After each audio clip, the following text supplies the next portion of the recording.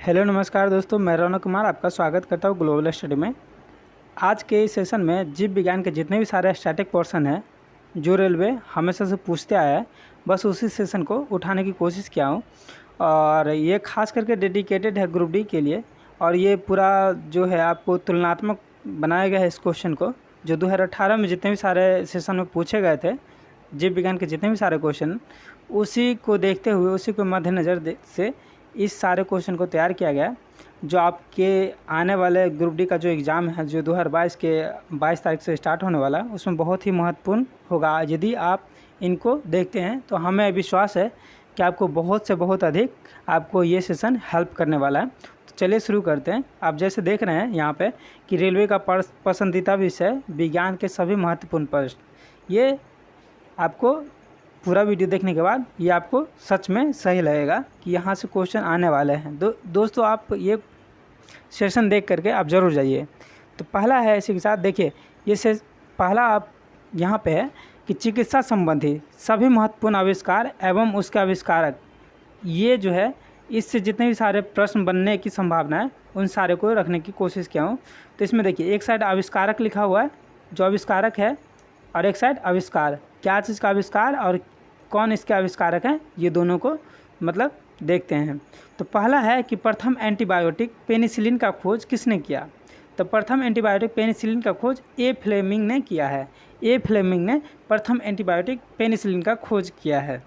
Rabies का टीका किसने किया है खोज, तो ये लुई पास्चर ने खोज किया है। लुई पास्चर ने रेबीज का टीका का खोज किया है। देखिए हृदय का प्रथम प्रतिस्थापन, हृदय जो है हार्ट जो होता है उसका पहली बार जो प्रतिस्थापन है वो किसने किया था, तो क्रिश्चियन बोनार्ड ने किया था।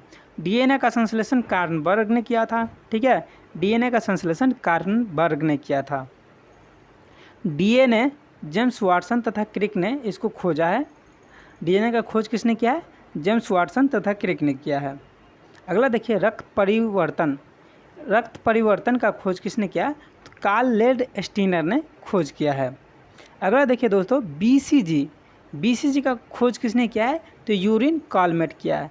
कितना बार इसका जो है फुल फॉर्म भी पूछ देता है। ठीक है, तो ये भी आप याद रखेंगे, बेसिलस कॉमेट ग्यूरिंग इसका फुल फॉर्म होता है। ठीक है, इसका फुल फॉर्म क्या होता है, बेसिलस कॉमेट ग्यूरिंग होता है। चलिए अगला देखिए दोस्तों, चेचक का टीका किसने खोजा था, तो एडवर्ड जेनर ने खोजा था। चेचक का टीका किसने खोजा था, तो एडवर्ड जेनर ने खोजा था। इंसुलिन की खोज किसने की है दोस्तों, तो बेटिंग ने की है। इंसुलिन की खोज किसने की है, तो बेटिंग ने की है। अगला देखिए गर्भ निरोधक गोलियां जो है उस किसने विकसित किया है, तो पिनकस नाम का एक वैज्ञानिक है जो गर्भ निरोधक गोलियां को विकसित किया है। यानी कि ये गोलियां खाने से गर्भ नहीं बनेगा। ठीक है, चलिए अगला देखिए दोस्तों, हृदय प्रत्यारोपण का खोज किसने किया, तो क्रिश्चियन बोनार्ड ने किया। ठीक है, अगला देखिए क्लोरोफॉर्म का खोज किसने किया, तो हैरिसन तथा सिम्पसन ने किया। क्लोरोफॉर्म से हम लोग भली भांति परिचित होंगे। तो इसका खोज किसने किया था, तो हैरिसन तथा सिम्पसन ने खोज किया था। अगला देखिए विटामिन जो है इसका खोज किसने किया है, तो फंक नामक एक वैज्ञानिक थे जो विटामिन का खोज किया है। अब देखिए vitamin A B C D, ये जो 4 विटामिन है, इससे काफ़ी ज़्यादा इसके जो खोज करता है उससे काफ़ी ज़्यादा प्रश्न बन जाते हैं। तो बाद में कि विटामिन को नहीं शामिल करते हुए इन 4 विटामिन को हमने शामिल किया है, क्योंकि इनसे प्रश्न ज़्यादा बनते हैं। तो चलिए विटामिन ए का खोज किसने किया, तो मैक्यूलन ने किया। विटामिन बी का भी खोज किसने किया, तो मैक्यूलन ने किया। आप ये याद रखें कि विटामिन ए और बी का खोज किसने किया है, तो मैक्यूलन ने किया है।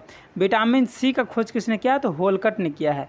विटामिन सी का खोज किसने किया, तो होलकट ने किया। और विटामिन डी का खोज किसने किया है, तो हॉपकिंस ने किया है। अब आप एक चीज़ और याद रखें दोस्तों कि विटामिन बी और सी जो है, विटामिन बी और सी ये दोनों विटामिन किस में घुलनशील होते हैं, तो जल में घुलनशील होते हैं। यानी कि ये जो हमारे शरीर में जल के साथ ही घुलनशील होते हैं और जल में घुल करके ये बाहर निकल जाते हैं। तो इसलिए विटामिन बी और सी का समय समय पे जो है खुराक लेना चाहिए, खाने के रूप में चाहे किसी और रूप में, क्योंकि ये जो है घुलनशील होते हैं और ये जल के साथ निकल जाते हैं।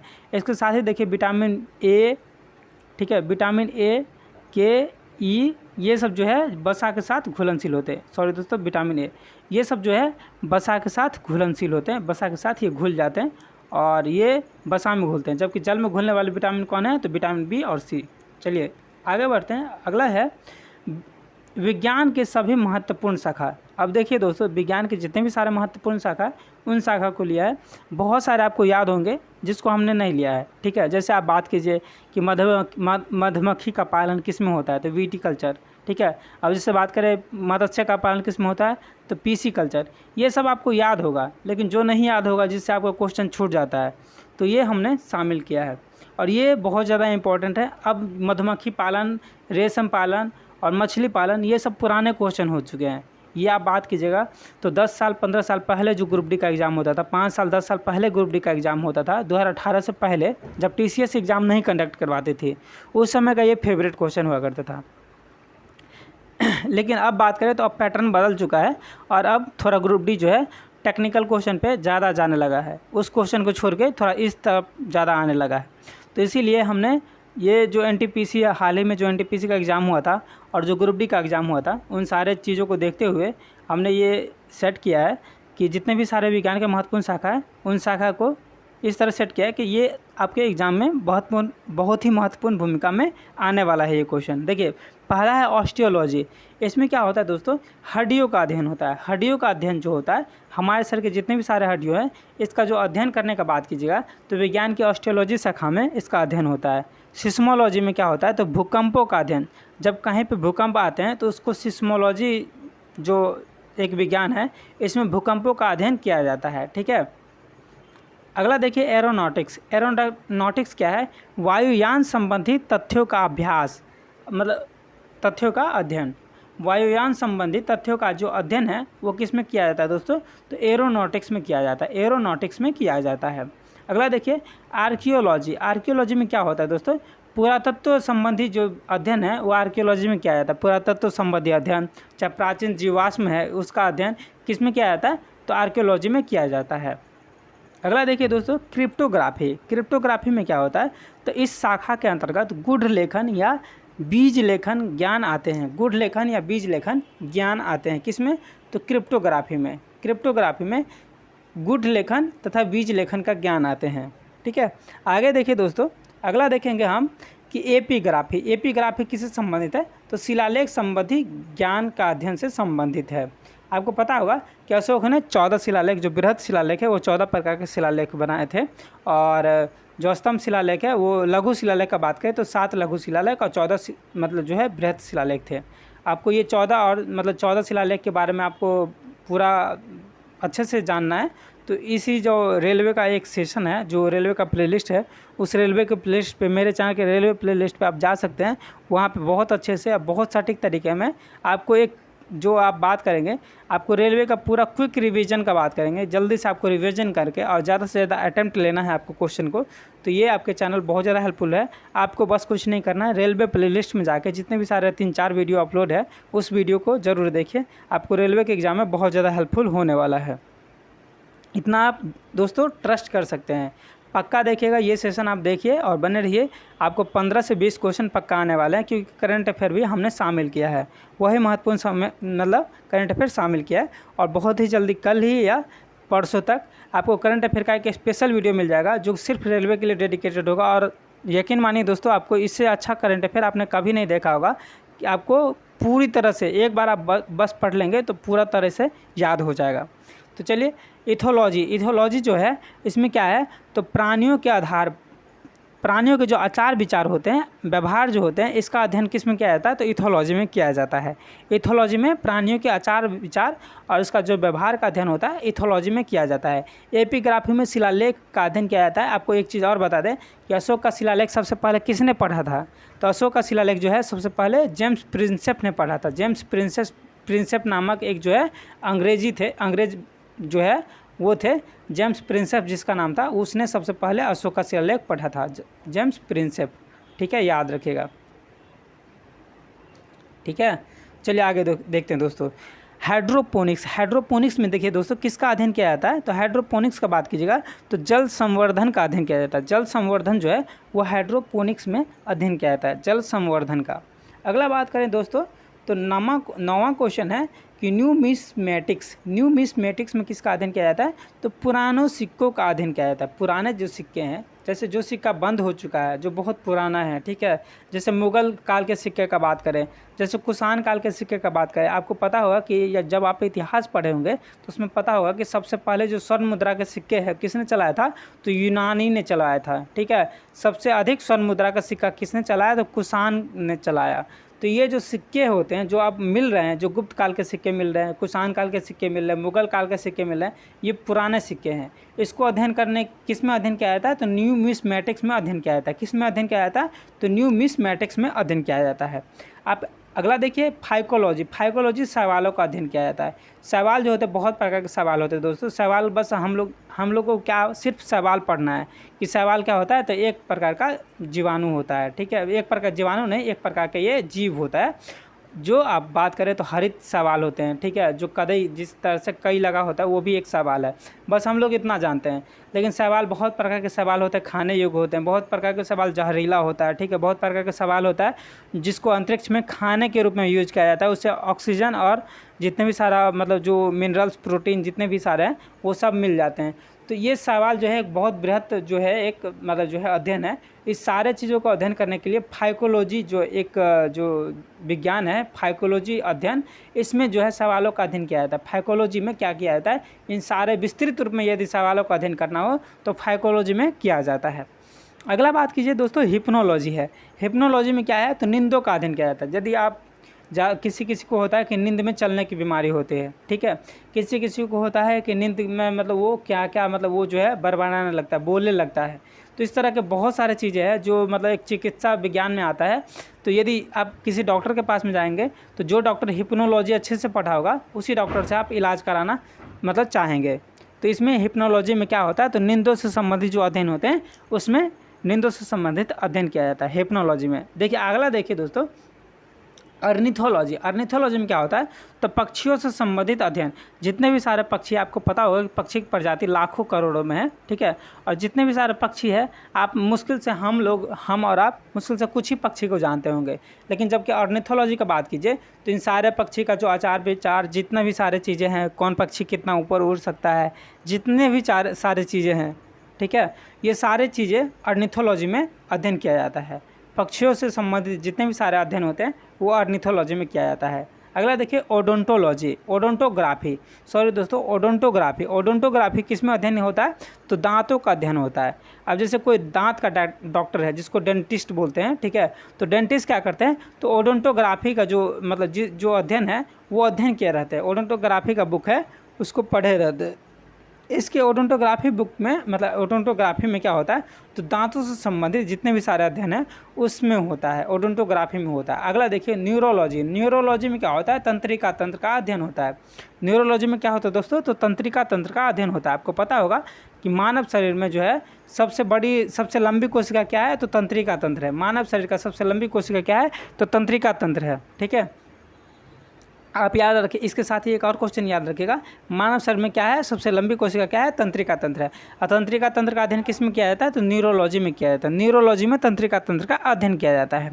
अगला देखिए दोस्तों जीरेंटोलॉजी बहुत ज़्यादा इंपॉर्टेंट है। इसमें क्या किया जाता है, तो वृद्धावस्था का अध्ययन किया जाता है। वृद्धावस्था का अध्ययन जीरेंटोलॉजी में किया जाता है। अगला देखिए हाइड्रोपैथी जो है इसमें क्या किया जाता है, तो पानी से रोगों की चिकित्सा किया जाता है। देखिए पानी से बहुत सारे रोग हो जाते हैं, ठीक है। जैसे आप बात कीजिएगा रेबीज जो जिसको भी हो जाता है, जो भी मनुष्य को रेबीज हो जाता है उसको क्या होता है, तो पानी से डर लगने लगता है। पानी से क्या लगने लगता है, डर लगने लगता है। तो ये भी पानी का एक रोगी होता है, रेबीज भी होता है, पानी का रोगी होता है। उसको रोगी बहुत ज़्यादा मतलब आगे बढ़ जाए, बहुत ही गंभीर रोग हो जाए उसमें, तो उसमें भी हाइड्रोपैथी का ही मतलब जो होता है उपयोग होता है, ठीक है दोस्तों। तो अगला देखिए हॉर्टिकल्चर, ये क्या है, तो हॉर्टिकल्चर है। हॉर्टिकल्चर में क्या होता है दोस्तों, तो फल व फूल व साग सब्जी उगाने का अध्ययन किया जाता है। फल फूल व साग सब्जी उगाने का अध्ययन किस में होता है, तो हॉर्टिकल्चर में होता है। फल फूल और साग उगाने का अध्ययन किस में होता है दोस्तों, तो हॉर्टिकल्चर में होता है। अगला देखिए अगला क्या है दोस्तों, सिरेमिक्स है। सिरेमिक्स में क्या होता है, तो चीनी मिट्टी के बर्तन को तैयार करने से संबंधित है। अब देखिए चिकन मतलब आपको मिट्टी का बर्तन देखे होंगे पूजा पाठ में, अभी भी क्या होता है तो मिट्टी का बर्तन यूज किया जाता है, जैसे इस तरह का मिट्टी का बर्तन होता है, ठीक है। ये आप घड़ा यूज करते होंगे, तो इस तरह के जो बनावटी होते हैं, जो अच्छे बनावट के घड़ा होते हैं, ठीक है, इसमें जो सिरेमिक्स जो पढ़े होते हैं अच्छे से, वो अच्छे तरीक़ा से घड़ा बना सकते हैं, अच्छे डिजाइन वाले घड़ा बना सकते हैं। आप इस तरह से याद रखें कि सिरेमिक्स में किसका अध्ययन होता है, तो मिट्टी चीनी मिट्टी के जो बर्तन तैयार किए जाते हैं उससे संबंधित अध्ययन को क्या कहते हैं, सिरेमिक्स कहते हैं। यानी कि सिरेमिक्स जो पढ़ा हुआ है, जो सिरेमिक्स का अध्ययन किया हुआ है, वो अच्छे तरीके से जो है मिट्टी के बर्तन बना सकते हैं, बहुत अच्छे अच्छे डिज़ाइन के मिट्टी के बर्तन बना सकते हैं, जो आकर्षक लगे, जो देखने में बहुत ही सुंदर लगे। अच्छा देखिए अगला, देखिए 19वां है कि एस्ट्रोलॉजी। एस्ट्रोलॉजी है नक्षत्रों के प्रभावों का अध्ययन जो करता है, एस्ट्रोलॉजी कहलाता है। आप देखे होंगे बहुत सारे पंडित जो होते हैं जो एस्ट्रोलॉजी पढ़े होते हैं, वो क्या करते हैं, नक्षत्र का जो प्रभाव होता है, जो बच्चा में नक्षत्र का प्रभाव होता है, राहु केतु, ये जो शनि दोष होते हैं, इस तरह के दोष बताते हैं किसी मतलब किसी बच्चे में चाहे किसी इंसान में। तो ये जो है मतलब पंडित जी बताते हैं वो किसका अध्ययन किए रहते हैं, तो ये एस्ट्रोलॉजी का अध्ययन किए रहते हैं। अगला देखिए दोस्तों, एनाटॉमी। एनाटॉमी क्या है, तो शरीर के आंतरिक संरचना से संबंधित है। मानव शरीर में आंतरिक संरचना बहुत प्रकार के होते हैं, उसका अध्ययन जो होता है वो एनाटॉमी में किया जाता है, एनाटॉमी के अंदर किया जाता है। चलिए आगे देखिए दोस्तों, अगला है, देखिए ये टोटल 20 मतलब आपको शाखाएं हैं जो चिकित्सा संबंधित शाखाएं हैं, ठीक है, विज्ञान के मतलब विज्ञान से संबंधित शाखाएं हैं, और ये आपको एग्जाम में पक्का 20 आप याद रखिए। यकीन मानिए दोस्तों, जब आप एग्जाम दे के आएंगे तो ये ज़रूर बोलेंगे कि ये 20 शाखा में से ही आया हुआ था क्वेश्चन, ठीक है। तो ये आपके लिए बहुत ज़्यादा इंपॉर्टेंट है। अगला देखिए, अगला है जीव विज्ञान के परीक्षा उपयोगी महत्वपूर्ण तथ्य एक नज़र में, ठीक है। ये देखिए एक नज़र में आप देख लीजिए, ये क्वेश्चन बहुत बार आया है कि सबसे बड़ा क्या होता है, सबसे छोटा क्या होता है, ठीक है, संसार का सबसे बड़ा जीव कौन सा है, सबसे छोटा जीव कौन सा है, ठीक है, मानव शरीर का सबसे बड़ा अंग कौन सा है, छोटा अंग कौन सा है, ये सब तरह से बहुत सारे प्रश्न आते हैं। तो इसमें जो महत्वपूर्ण प्रश्न है, जो ग्रुप डी जहाँ से क्वेश्चन उठा सकते हैं, बस उसी को शामिल किया है, और कुछ इंटरेस्टिंग चीज़ें भी इसमें शामिल है। तो इसको देखिए, बहुत छोटा सा सेशन है, आपको ज़रा से भी उबाऊ नहीं लगेगा। तो चलिए बने रहिए।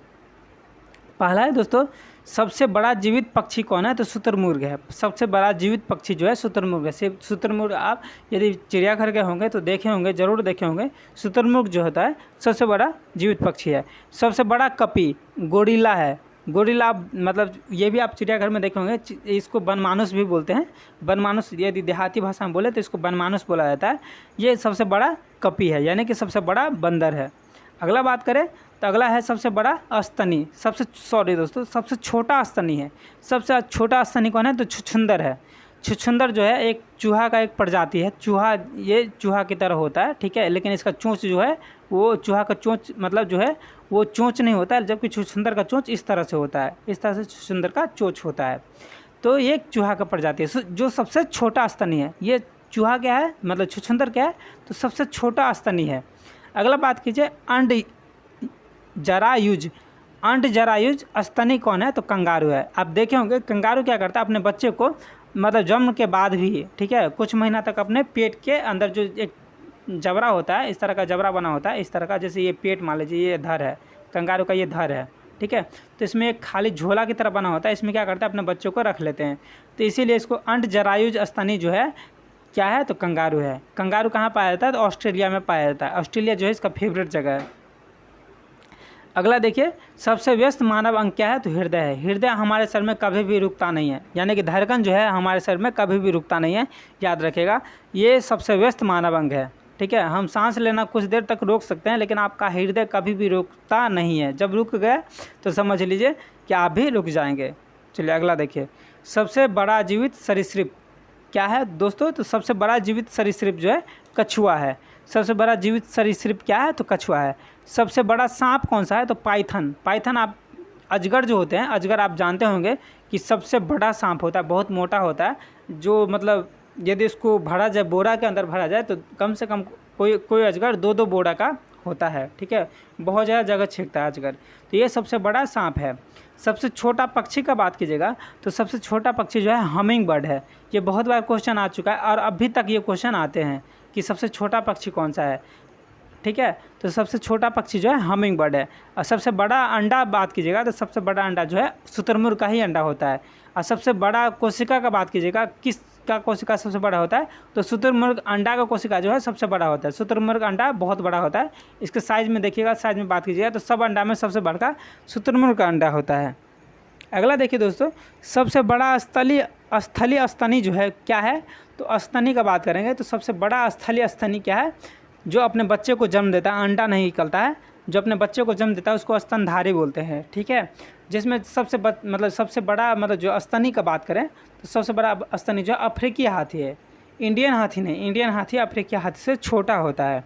अफ्रीकी हाथी का बात कीजिएगा तो अफ्रीकी हाथी साइज में बहुत बड़ा होता है, जो संसार का सबसे बड़ा स्तनी कहलाता है।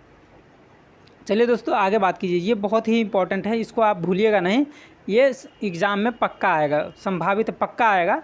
इस तरह के क्वेश्चन बहुत ज़्यादा कंफ्यूज करते हैं और इस तरह से क्वेश्चन कंफ्यूज होते हैं, इसलिए जो एग्जामिनर है बहुत ज़्यादा क्वेश्चन पूछते हैं मार्क्स काटने के व्यू से कि अंतःस्रावी ग्रंथि अंतःस्रावी ग्रंथि क्या है, बाह्यस्रावी ग्रंथि क्या है। अंतःस्रावी ग्रंथि आपको पूछ देगा कि पिट्यूटरी ग्लैंड अंतःस्रावी ग्रंथि है कि बाह्यस्रावी ग्रंथि है। ठीक है, आपको ये पूछ देगा कि अंतःस्रावी ग्रंथि का निम्न में से कौन अंतःस्रावी ग्रंथि है। उसमें आपको पिट्यूटरी ग्लैंड भी दे देगा, श्वेत ग्रंथि भी दे देगा और लैक्रिमल ग्रंथि भी दे देगा और एक और ऑप्शन दे देगा।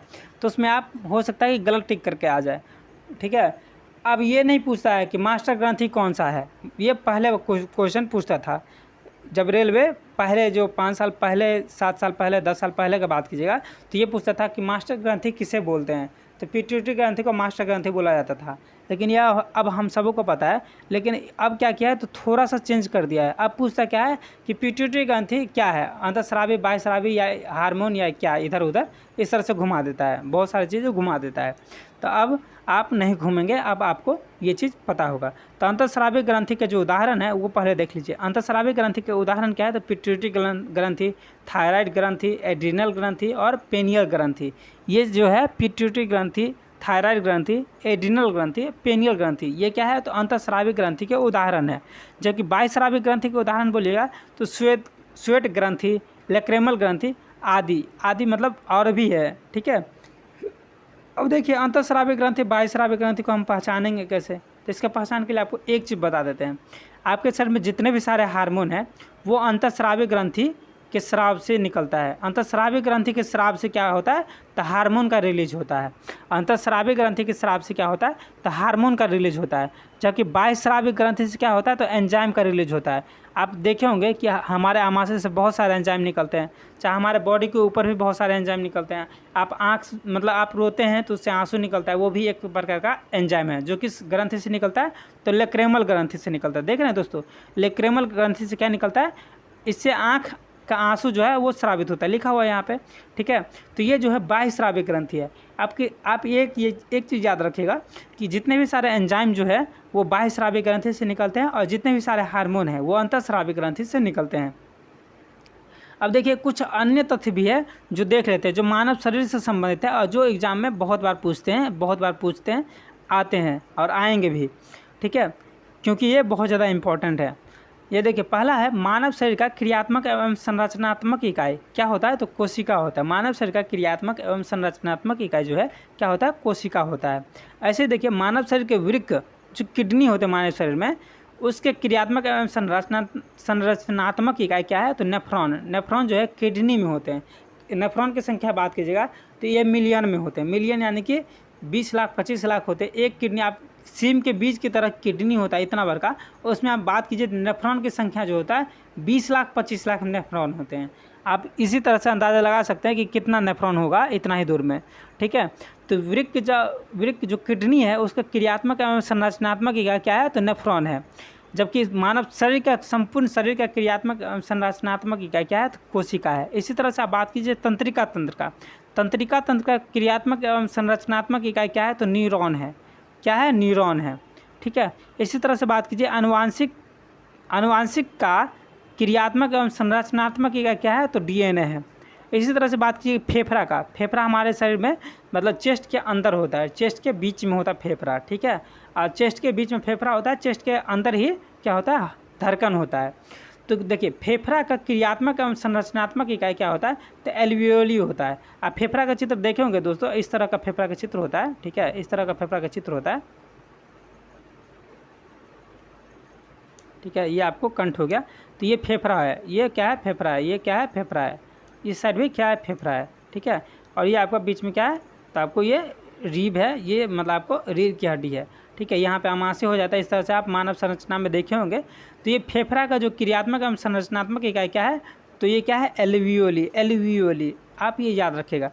क्रियात्मक एवं संरचनात्मक इकाई फेफड़ा का क्या होता है, तो एल्वियोली होता है। अगला देखिए दोस्तों, मानव शरीर में सबसे बड़ी कोशिका क्या है, तो अंडाणु है। अंडाणु जो होते हैं वो सबसे बड़ी कोशिका होते हैं। मानव शरीर में अंडाणु सबसे बड़ी कोशिका होते हैं।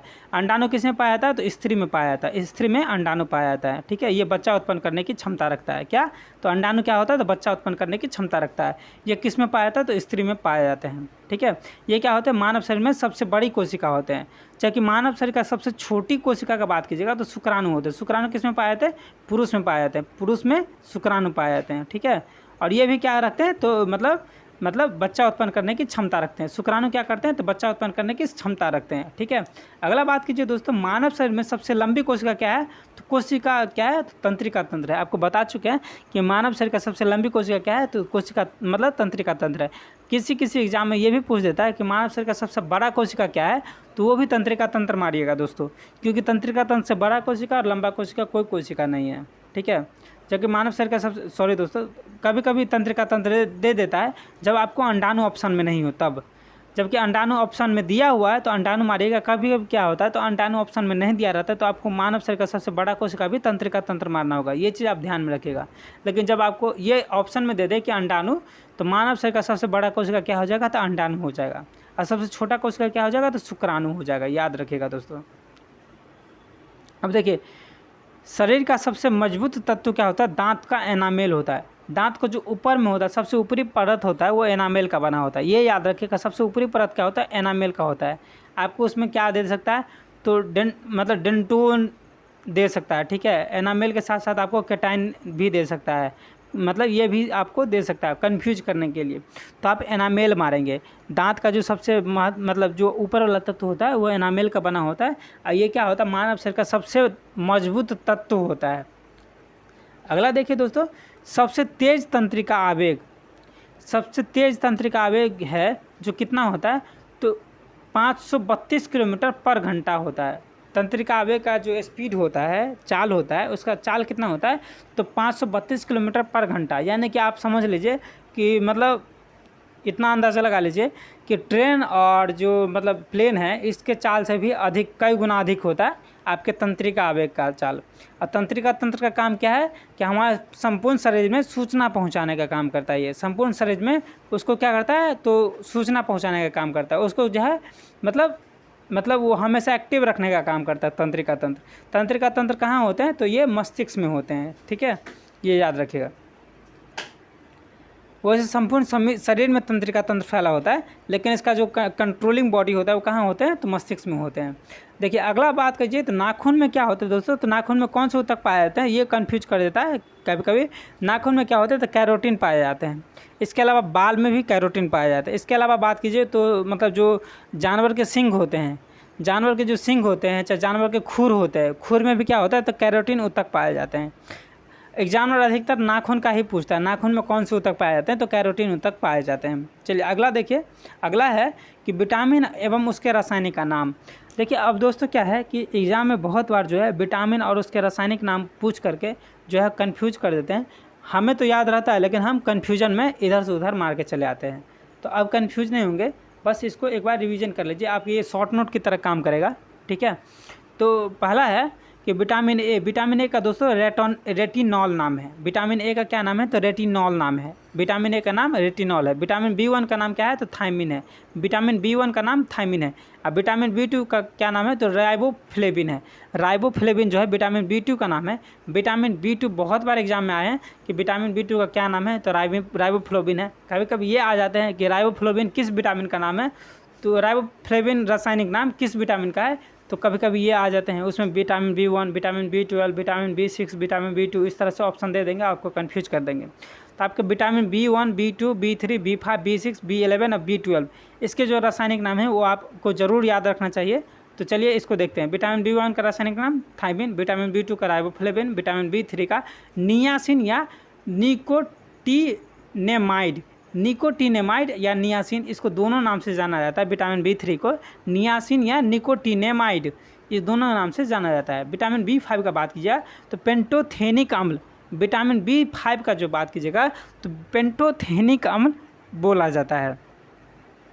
विटामिन B6 का बात कीजिएगा तो पायरिडॉक्सिन बोला जाता है। विटामिन B6 का बात कीजिएगा तो पायरिडॉक्सिन बोला जाता है। विटामिन B6 को पायरिडॉक्सिन बोला जाता है। विटामिन B11 का बात कीजिएगा तो विटामिन B11 जो है इसको क्या बोला जाता है दोस्तों, तो फॉलिक अम्ल बोला जाता है। फॉलिक अम्ल विटामिन B11 को बोला जाता है। विटामिन B11 को फॉलिक अम्ल बोला जाता है। विटामिन B12 को क्या बोला जाता है, तो साइनोकाबालामीन, साइनोकाबालामीन जो है विटामिन B12 को बोला जाता है। साइनोकाबालामीन विटामिन B12 को बोला जाता है।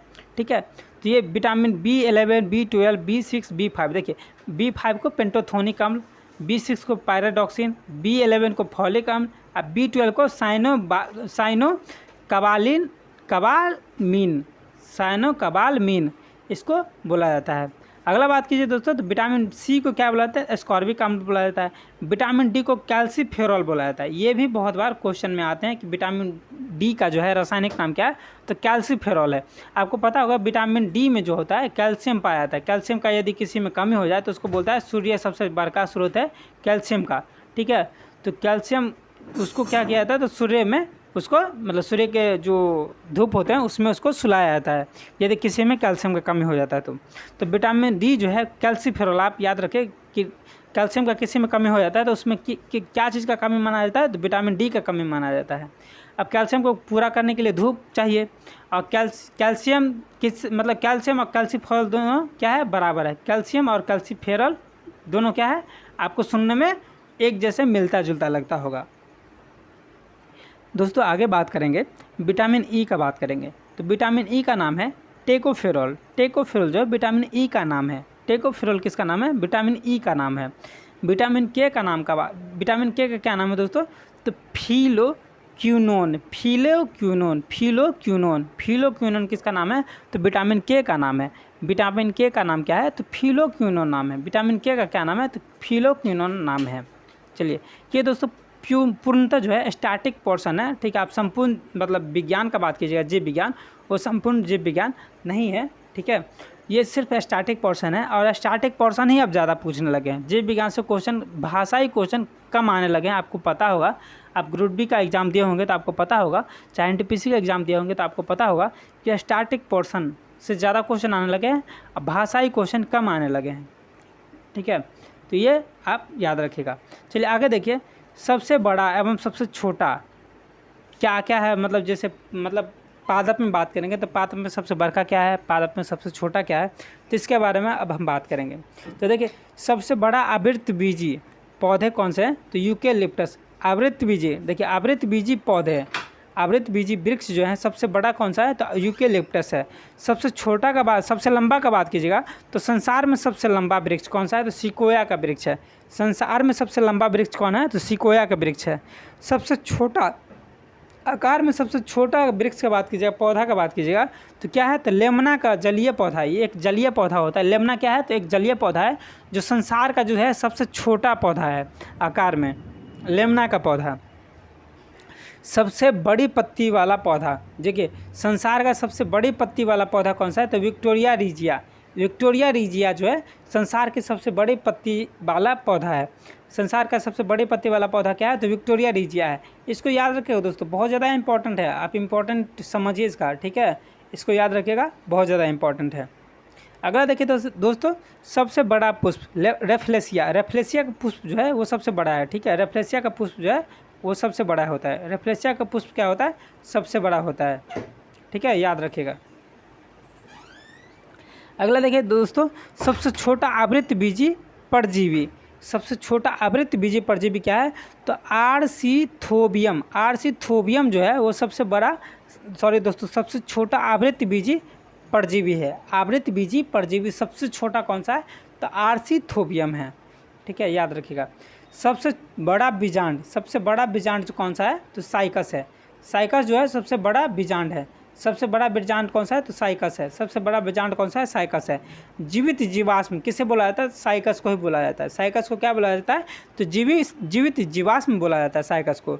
सबसे छोटे गुणसूत्र क्या है? तो शैवाल। शैवाल के गुणसूत्र क्या होते हैं? तो सबसे छोटे होते हैं। पादप में बात कर रहे हैं हम। पादप में सबसे छोटे गुणसूत्र किसके होते हैं? तो शैवाल के होते हैं। सबसे लंबे गुणसूत्र किसके होते हैं? तो टाइलियम एक पौधा है जिसके सबसे लंबे गुणसूत्र होते हैं। सबसे लंबे गुणसूत्र किसके होते हैं दोस्तों? तो टाइलियम के होते हैं। याद रखिएगा, बहुत ज़्यादा इंपॉर्टेंट है। मात्र 10 हैं, ठीक है। वैसे तो बहुत सारे हैं दोस्तों, लेकिन जो आपके एग्जाम के पॉइंट ऑफ व्यू से बहुत ज़्यादा इंपॉर्टेंट है सिर्फ वही है यहाँ पे। तो ये सिर्फ 10 है। इसकी संख्या कितना है? सिर्फ 10 है। 10 में से ही आपको पक्का आने वाले हैं, ठीक है। याद रखिएगा। अब देखिए, फल एवं खाने योग्य भाग जो है बहुत बार एग्जाम में पूछते हैं कि मतलब चना का कौन सा भाग खाया जाता है, ठीक है। कटहल का कौन सा भाग खाया जाता है, लीची का कौन सा भाग खाया जाता है, चाहे संतरा का कौन सा भाग खाया जाता है, ठीक है। उसमें 4 ऑप्शन दे करके हम लोग को कंफ्यूज कर देते हैं, ठीक है। तो इसीलिए देखिए यहाँ पे सिर्फ 12 है। अब 12 को ही देखना है हमें, इतना ही में से आपको पूछा जाता है क्वेश्चन। सेब का कौन सा भाग खाया जाता है? तो पुष्पासन खाया जाता है। नाशपाती का कौन सा भाग खाया जाता है? तो पुष्पासन खाया जाता है। सेब और नाशपाती का दोनों का पुष्पासन खाया जाता है। इसके पुष्प खाया जाता है, इसके फूल खाए जाते हैं, ठीक है। नारियल का बोलेगा तो भ्रूणकोश खाया जाते हैं। इसका जो भ्रूण वाला भाग है, जो अंडा वाला भाग है, उसको हम खाते हैं। भ्रूण मतलब क्या होता है? अंडा वाला भाग, ठीक है। तो नारियल का क्या होता है? तो अंडा वाला भाग खाया जाते हैं, ठीक है। आप देखे होंगे नारियल में से क्या निकलता है। नारियल को आप छोड़ दीजिए ज़्यादा देर तो उसमें से पौधा निकलने लगता है, नारियल में से। तो इसीलिए क्या है? तो अंडा वाला भाग है, इसी को हम खाते हैं। नारियल का क्या खाते हैं? तो भ्रूणपोष खाते हैं। टमाटर का बात कीजिए तो फल भित्ति, जो टमाटर का फल होता है, फल वाला भाग होता है, वो खाते हैं हम। इसके बीजांडासन भी खाते हैं। बीजांडासन क्यों बोला जाता है? क्योंकि टमाटर में देखे होंगे छोटे छोटे बीज होते हैं अंदर में, और उसी बीज से क्या होता है? तो पौधा निकलता है। उसी बीज से क्या होता है? तो टमाटर के पौधा निकलते हैं। जब पौधा निकलता है तो इसका क्या मतलब है कि बीजांड का जो मतलब जो भाग है उसी को भी तो हम खाते हैं। फल भित्ति और बीजांडासन दोनों क्या होता है? तो टमाटर का भाग होता है, खाने योग्य भाग होता है। अगला बात कीजिए तो 5वां नंबर में केला है। केला का क्या कौन सा भाग खाते हैं? तो मध्य एवं अंतः भित्ति खाते हैं। केला का देखिए ऊपर का छिलका हटा देते हैं हम, ठीक है। ऊपर का छिलका हटा देते हैं, जो अंदर का भाग होता है ये केला होता है, ठीक है। और अंदर का भाग इसी को तो खाते हैं, ठीक है। ऊपर का ये छिलका है इसको क्या करते हैं? हम हटा देते हैं और अंदर वाला भाग खाते हैं। तो अंदर वाला भाग जो खाते हैं तो इसको क्या बोले जाएंगे? तो मध्य एवं अंतः भित्ति बोला जाए। अंतः भित्ति यानी कि अंदर वाले जो भित्ति होते हैं उसको खाते हैं, चाहे मध्य वाला भाग को खाते हैं। अंदर में जो बीज होता है, बीज को हम लोग खा लेते हैं क्योंकि बीज जो है खराबी नहीं करता है। बीज के ऊपर जो गुद्दा होता है उसको हम खाने की कोशिश करते हैं केला का, ठीक है। ये चीज़ याद रखिएगा, इस तरह से आप याद रखिएगा। काजू का बात कीजिए तो काजू क्या है? हम काजू एक बहुत ज़्यादा पौष्टिक पदार्थ है, आपको पता होगा। तो काजू का हम कौन सा भाग खाते हैं? तो पुष्प विवृत खाते हैं। काजू के जो फूल होते हैं वो खाते हैं, और इसी का बीज पत्र भी खाते हैं। जो बीज का जो एक मतलब जो बीज वाला जो स्थान होता है, काजू के बीज वाला जो स्थान होता है, बीज जिससे बीज निकलते हैं, ठीक है, उसको भी उसी को हम खाते हैं। काजू जब खाते हैं तो ये याद रखिएगा कि हम बीज वाले भाग को खाते हैं, बीज पत्र खाते हैं, चाहे पुष्प वृत्त खाते हैं। काजू के क्या खाते हैं? तो पुष्प वृत्त खाते हैं। जब भी आप लीची खाते हैं तो आप ये याद रखिए कि लीची का बीज नहीं खाते हैं, लीची का छिलका नहीं खाते हैं। लीची का कौन सा भाग खाते हैं? तो एरियल वाला भाग खाते हैं। लीची का कौन सा भाग खाते हैं? एरियल वाला भाग खाते हैं, जिसको हम देहाती भाषा में गुद्दा बोलते हैं, ठीक है। लीची का क्या खाते हैं? तो गुद्दा खाते हैं, ठीक है। तो ये याद रखिएगा, एरियल वाला भाग खाते हैं लीची का। अब 8वां क्वेश्चन देखिए, चना आप खाए होंगे। चना और मूंगफली चाहे मूंग दाल खाए होंगे, इसको क्या करते हैं?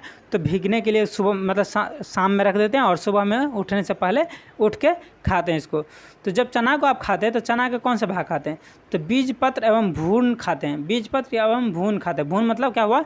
तो ये मतलब जो बीज है जिससे अंडा मतलब बनता है, जिससे जो पौधा निकलता है, वो वाला भाग खाते हैं चना का।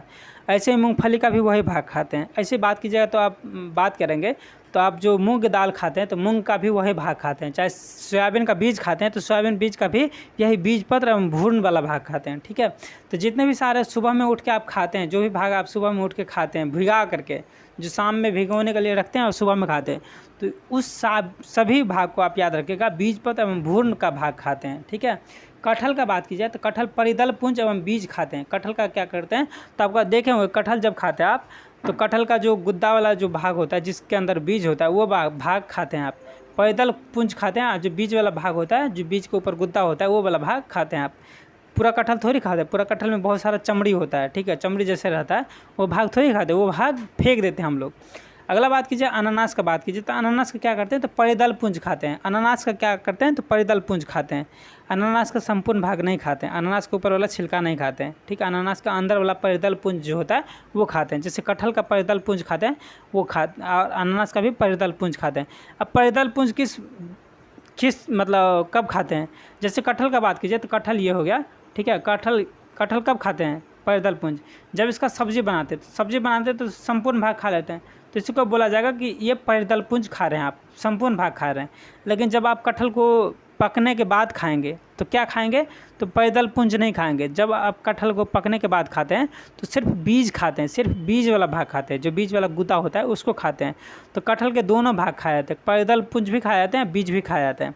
लेकिन जब आप बात कीजिएगा अनानास का, तो अनानास का क्या खाते हैं, तो परिदल पुंज खाते हैं, सिर्फ परिदल पुंज खाते हैं, इसमें बीज नहीं खाते हैं आप।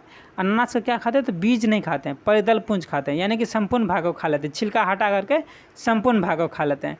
जैसे आप छिलका हटा करके संपूर्ण भाग को क्या करते हैं, तो कटहल का सब्जी बना लेते हैं, उसी तरह से अनानास का क्या करते हैं, तो छिलका हटा कर संपूर्ण भाग को खा लेते हैं, यानी कि परिदल पुंज खा लेते हैं आप। जैसे ही नारंगी का बात कीजिए, तो नारंगी का बात करें तो नारंगी का आप जूसी हेयर खाते हैं। जैसे देखिए ये ऐसा आपको पीस नारंगी को देखेंगे, तो इस पीस का जो नारंगी होता है इसमें क्या करते हैं आप, तो जूसी हेयर खाते हैं।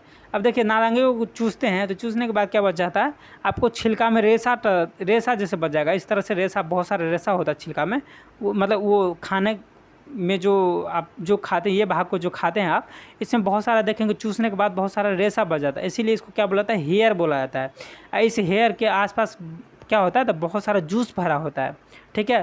तो इसीलिए इसको क्या बोला गया, जूसी हेयर बोला गया।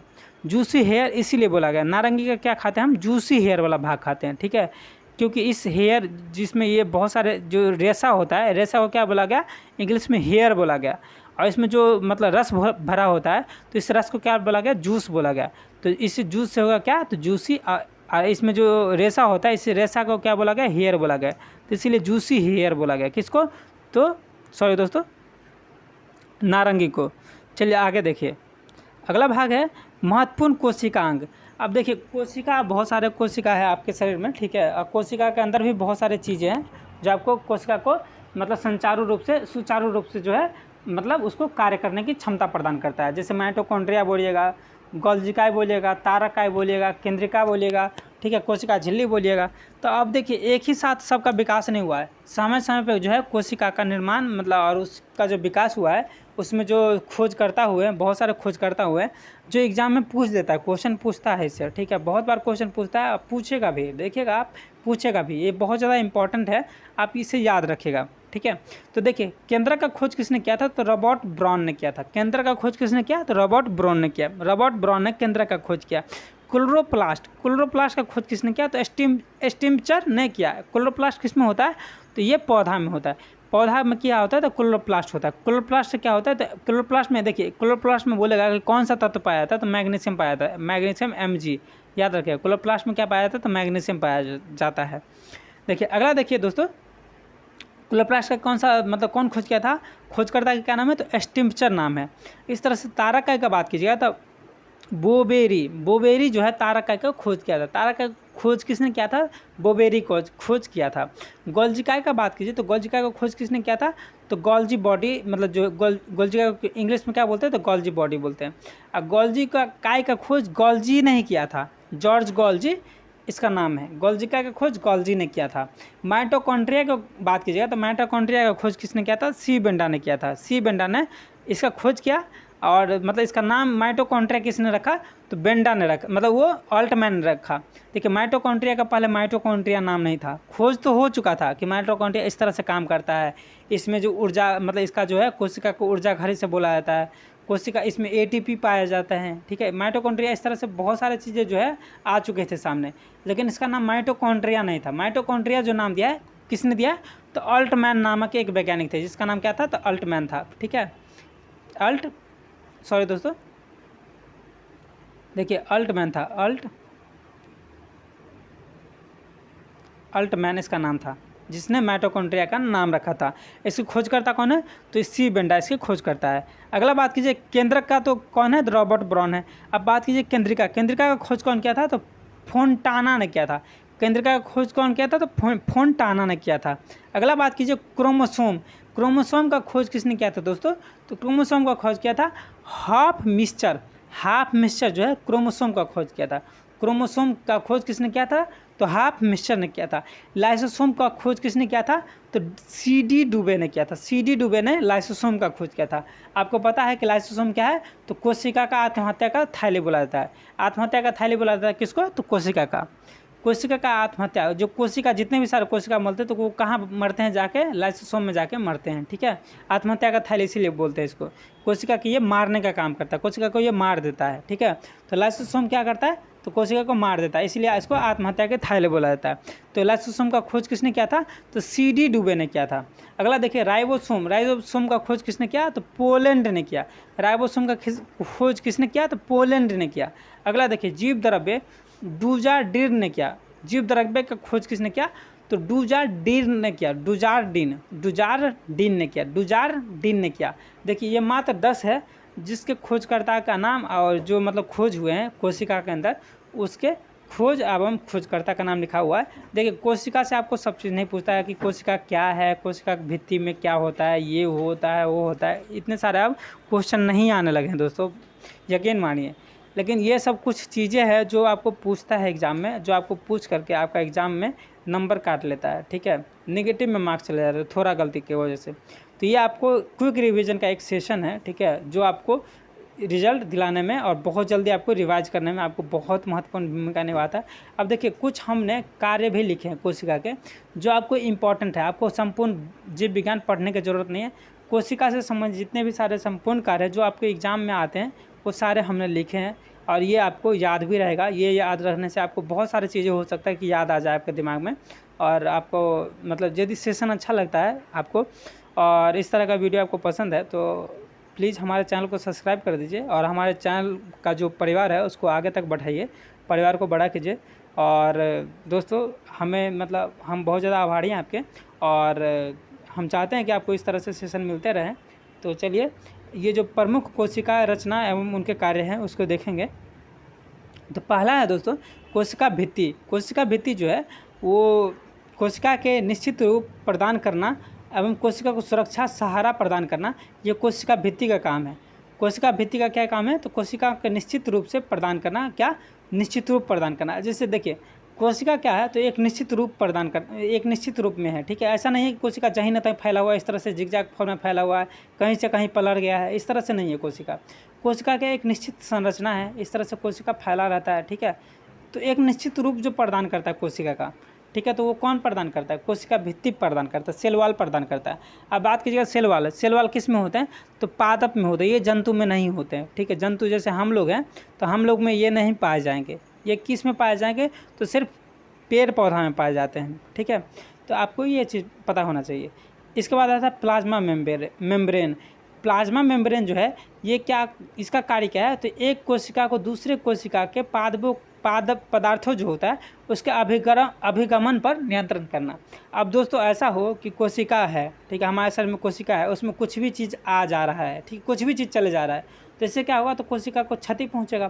ठीक है, तो इसीलिए प्लाज्मा मेम्ब्रेन काम ये करता है कि ये कोशिका है, इसको जो पदार्थ का ज़रूरत है, ठीक है, जैसे मान लेते हैं कि इसको मतलब नाइट्रोजन का ज़रूरत है तो इसमें नाइट्रोजन ही जाएगा, इसको ऑक्सीजन का ज़रूरत है तो इसमें ऑक्सीजन ही जाएगा कोशिका के अंदर। तो ये काम कौन करता है? जो चीज़ ज़रूरत है उसी चीज़ को भेजने का काम कौन करता है? तो प्लाज्मा मेम्ब्रेन करता है। बाद बाकी पदार्थ को रोक देता है, उसमें नहीं अंदर जाने देता है। तो ये काम किसका है? तो प्लाज्मा मेम्ब्रेन का काम है। अगला बात कीजिए दोस्तों तो माइटोकॉन्ड्रिया के बारे में आपको कुछ चीज़ और भी बता देते हैं। आपको तो इतना पता है कि कोशिकीय शोषण के सक्रिय स्थल एवं ऊर्जा का निर्माण किस में होता है? तो माइटोकॉन्ड्रिया में होता है। इसके अलावा देखिए दोस्तों इसमें ATP का निर्माण होता है। ATP के निर्माण के बाद क्या होता है? तो ऊर्जा का निर्माण होता है। यही ऊर्जा क्या करता है? तो कोशिका को ऊर्जा प्रदान करता है, इसलिए कोशिका का पावर हाउस बोला जाता है। हमारे शरीर का पावर हाउस नहीं है दोस्तों, ये कन्फ्यूज नहीं कीजिएगा। हमारे शरीर का पावर हाउस माइटोकॉन्ड्रिया को नहीं बोला जाता है, ये कोशिका का पावर हाउस है, कोशिका का ऊर्जा घर है। ठीक है, इसके अलावा देखिए एक होता है क्रेब्स चक्र, इसको याद रखिएगा, एक होता है क्रेब्स चक्र। ठीक है, क्रेब्स चक्र जो होता है ये किस में होते हैं? तो दोस्तों माइटोकॉन्ड्रिया में होते हैं। आपको पढ़े होंगे, आप यदि विज्ञान पढ़े होंगे तो आपको पता होगा। ये क्रेब्स किस में चलते हैं, तो माइटोकॉन्ड्रिया में चलते हैं। और इसमें कितने होते हैं, कितने प्रकार के एटीपी का निर्माण होते हैं, तो आपको पता है, आपको बताए हैं कि एटीपी का निर्माण किस में होता है, माइटोकॉन्ड्रिया में होता है। इसमें दोस्तों 36 प्रकार के एटीपी का निर्माण होता है। कितने प्रकार के 36 एटीपी का निर्माण होता है, तो 36 प्रकार के एटीपी का निर्माण होता है। 36 प्रकार के एटीपी का निर्माण होता है। ठीक है, अगला देखिए दोस्तों, राइबोसोम है। राइबोसोम क्या होता है, तो प्रोटीन संश्लेषण में सक्रिय स्थल है। जो प्रोटीन संश्लेषण का जो सक्रिय स्थल है वो क्या है, तो राइबोसोम है। प्रोटीन संश्लेषण का सक्रिय स्थल क्या है, तो राइबोसोम है। अब देखिए, आप रफ एंडोप्लाज्मिक रेक्टिकुलम का नाम सुने हैं, रफ एंडोप्लाज्मिक रेक्टिकुलम। ठीक है, अंतःप्रदव्य जालिका, आप नाम सुने हैं, अंतःप्रदव्य जालिका का नाम अवश्य सुने होंगे दोस्तों। ठीक है, अवश्य सुने होंगे। तो रफ एंडोप्लाज्म, देखिए अंतःप्रदव्य जालिका जो होता है कोशिका का अंतर होता है, छितराया हुआ होता है। ठीक है, छितराया हुआ भाग होता है। रफ एंडोप्लाज्मिक रेक्टिकुलम छितराया हुआ भाग होता है। एक होता है क्या, तो एक होता है मतलब एंडोप्लाज्मिक रेक्टिकुलम स्मूथ होता है, एक होता है रफ होता है, खुरदरी वाला भाग होता है एंडोप्लाज्मिक रेक्टिकुलम का। तो उसमें क्या होता है, तो बुनका बने होते हैं। ठीक है, बुनका बने होते हैं ऊपर में, ये खुरदरी बना देता है एंडोप्लाज्मिक रेक्टिकुलम को, इसलिए इसको रफ एंडोप्लाज्मिक रेक्टिकुलम बोला जाता है। तो ये खुरदरी वाला जो भाग होता है ना, इसे ही राइबोसोम बोला जाता है। इसे क्या बोला जाता है, तो राइबोसोम बोला जाता है। ऐसी राइबोसोम में क्या होता है, तो प्रोटीन का निर्माण होता है, इसलिए इसको प्रोटीन संश्लेषण के सक्रिय स्थल का भूमिका निभाते हैं। ये कार्य करते हैं किसका, तो प्रोटीन संश्लेषण के सक्रिय स्थल का भूमिका निभाने का कार्य करते हैं राइबोसोम। अगला देखिए दोस्तों, लाइसोसोम के बारे में आपको बता दिए हैं कि इसको क्या बोला जाता है, आत्महत्या का थैली बोला जाता है। लाइसोसोम को क्या बोला जाता है, आत्महत्या की थैली बोला जाता है। और इसका काम क्या है, तो हाइड्रोलिटिक एंजाइम के भंडार, हाइड्रोलिटिक एंजाइम जो होते हैं उसके भंडारण करने का काम कौन करता है, तो लाइसोसोम करता है। हाइड्रोलिटिक एंजाइम का भंडारण करने का काम कौन करता है, तो लाइसोसोम करता है। चलिए दोस्तों आगे देखते हैं। तो आगे देखिए, यहीं पे दोस्तों सेशन समाप्त होता है और अगला सेशन जो है वो भी जीव विज्ञान से आएगा। और हमने सोचा है कि जीव विज्ञान के 2 और महत्वपूर्ण सेशन लेंगे, जिसमें आपको सारे जो स्टैटिक पोर्शन है जो जीव विज्ञान से पूछे जाते हैं उन सारे को जो है डिस्कस कर देंगे। दोस्तों ये जो है शॉर्ट नोट्स है जो आपके एग्ज़ाम में बहुत ज़्यादा इंपॉर्टेंट होगा, तो आप चलते चलते इसको देखते रहिए। ठीक है, ताकि आपको ये इतना याद रहे। और विश्वास मानिए, यकीन मानिए दोस्तों, इससे ज़रूर आपका क्वेश्चन बनने वाला है। इसको इतना हल्के में नहीं लीजिए। थैंक यू दोस्तों, नमस्कार, धन्यवाद।